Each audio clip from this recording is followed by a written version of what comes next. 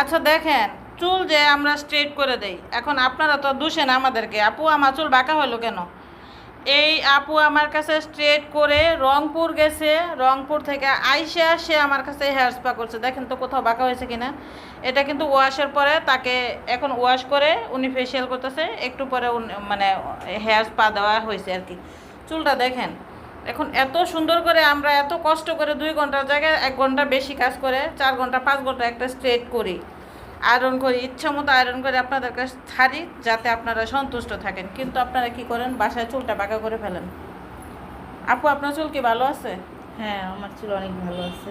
সে রংপুর থেকে আসছে 4 দিন, 4 দিন পরে সে আজকে মাথা ওয়াশ করছে। একটা চুল মাশাল্লাহ, কানের পিছনেও তার একটু চুল বাঁকা হয় নাই, আর আপনারা বাসায় যেয়ে চুলটা নষ্ট করে ফেলেন। শুনেন, আমাদের চুল ভালো করে করে দেওয়ার দায়িত্ব আমাদের, কিন্তু আপনাদের চুলে তো আমরা জুইলা থাকি না যে চুলটা আমরা সোজা রাখবো। চুলটা আপনার কাছে থাকে, চুলটা সোজা রাখার দায়িত্বটা পুরোপুরি আপনার। ভালো করে করে দেওয়ার দায়িত্ব আমাদের, মেডিসিন ভালো কিনা সেই দায়িত্ব আমাদের, সোজা করে রাখার দায়িত্ব পুরোপুরি আপনার। এটা বুঝেন, যখন বুঝবেন তখন স্ট্রেট করবেন, এর আগে স্ট্রেট করবেন না।